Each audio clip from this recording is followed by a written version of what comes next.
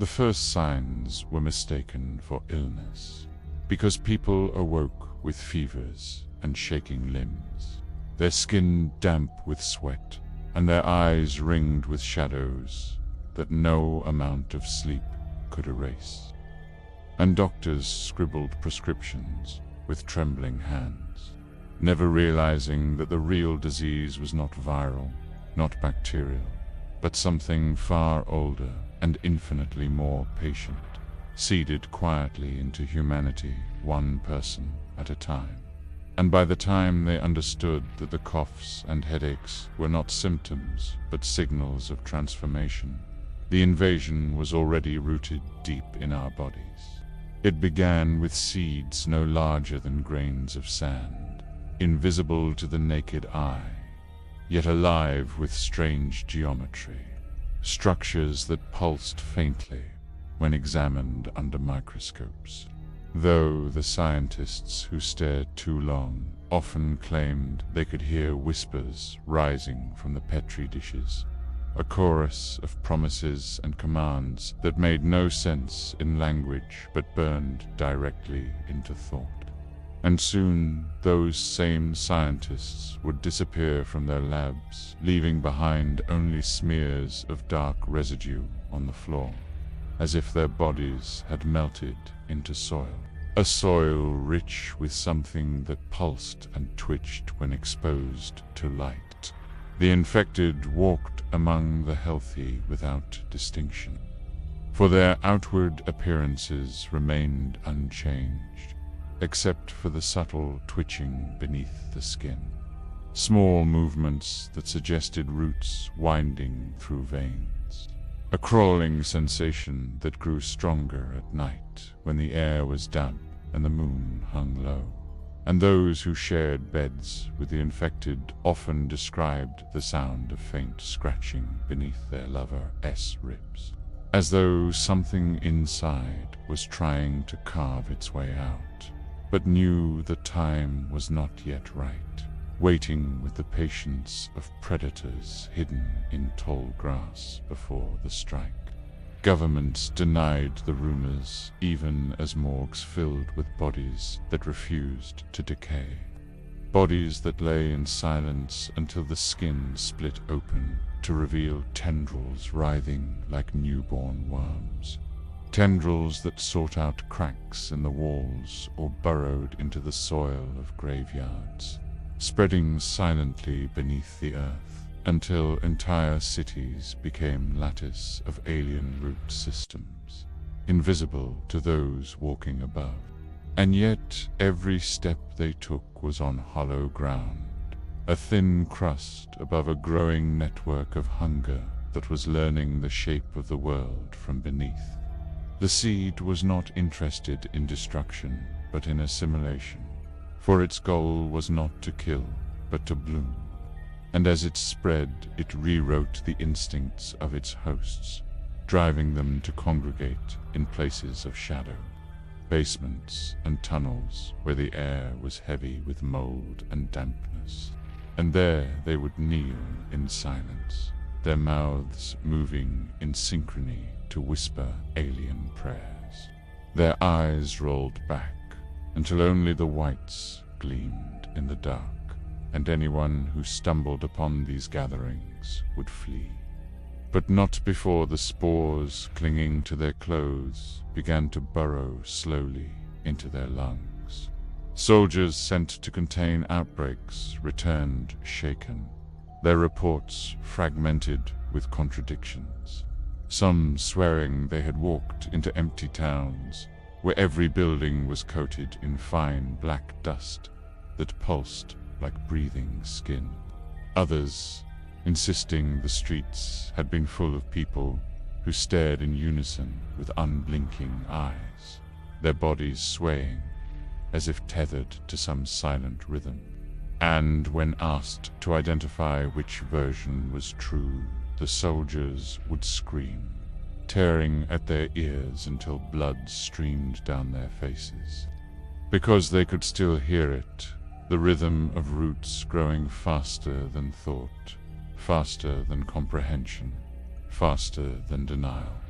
The seed spoke in dreams, infecting not just the body, but the subconscious. And soon survivors began waking in terror after visions of forests made of flesh, trees whose branches dripped with veins, skies whose stars blinked like eyes. And they confessed that when they closed their eyes again, the dreams continued seamlessly, as though sleep was no longer theirs, but an extension of the seed's will, a collective hallucination binding them together into something vast. And some gave in willingly, choosing to surrender their individuality for the comfort of belonging, because resisting meant isolation in a world where everyone else was already humming with alien unity. Religious leaders declared it the end of days, claiming the seed was the prophesied corruption that would root humanity out of God's garden. Yet their sermons dissolved into madness, as many of them too became infected, their voices breaking mid-sermon as black sap bubbled at the corners of their mouths, their hands shaking as roots erupted from beneath fingernails, gripping pulpits like claws. And congregations fled in panic, only to find themselves surrounded outside by the whispers of the converted, who spoke not with words, but with rustling, like fields of grass bending in the same unnatural wind.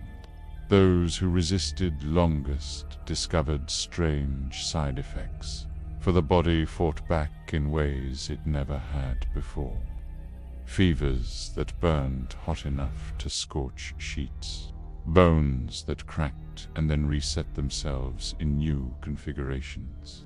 And sometimes survivors coughed up not blood but seeds, slick and shining, which they tried desperately to crush underfoot. But no matter how hard they tried, the seeds never broke, instead sinking quietly into the soil, disappearing from sight. And though the survivors thought themselves free of infection, they soon discovered black vines sprouting in the corners of their homes, reaching for them while they slept. Entire towns became forests overnight, streets lined not with asphalt but with bark, buildings split open by roots that burst through foundations, their windows filled with pulsing membranes instead of glass.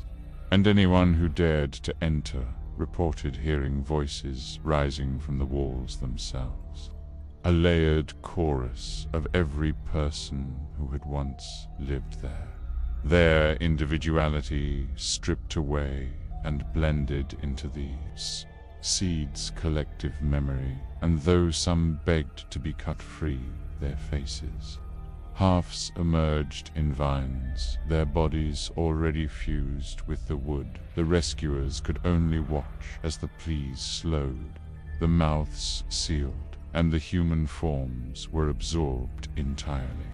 Scientists argued that the seed was not alien at all, but terrestrial, an ancient parasite that had lain dormant until awoken by some cosmic trigger, perhaps a signal sent from beyond the stars. But their debates ended abruptly when their laboratories became overrun, glass shattering as tendrils forced their way through vents and drains, dragging researchers screaming into basements that glowed with bioluminescent fungi. And cameras captured only brief glimpses before static consumed the feed, the final frames showing hands pressed against the lens, skin splitting to release roots that coiled around the equipment like serpents. Military command attempted desperate measures, unleashing firebombs and chemical agents across infected zones. But the seed thrived on destruction, feeding on the ash and smoke until the roots grew thicker, stronger, sprouting flowers that released spores into the wind, spores that drifted miles beyond containment lines, seeding fields, homes, even the lungs of soldiers themselves. And soon the army collapsed from within, units dissolving as commanders vanished into the forests that had replaced their bases. Their voices later heard on intercepted transmissions chanting the same 3 words: "We are blooming." Cities fell, not with explosions, but with silence. For one day the lights would burn in skyscrapers, and the next they would be dark, their windows veined with vines that pulsed faintly at night. And those who ventured close enough swore they could see faces pressed into the bark, lips moving silently as if begging to be remembered. But the seed did not allow remembrance, for memory itself was overwritten, the missing described only as echoes, names that no one could quite recall, until the city's history was reduced to nothing but whispers carried on the wind.